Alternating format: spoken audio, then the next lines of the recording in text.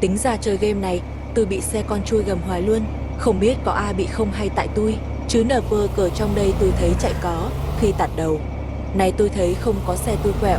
Vướng vướng mở camera góc này, thấy xe con chui vào. Giờ lỡ rồi, lôi đi luôn chứ sao. Ai mượn chui vô.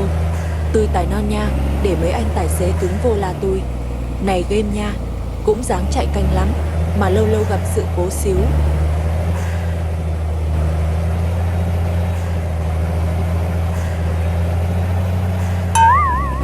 Xe con quẹo tuốt qua bên kia, luôn, chạy quay đầu luôn kìa.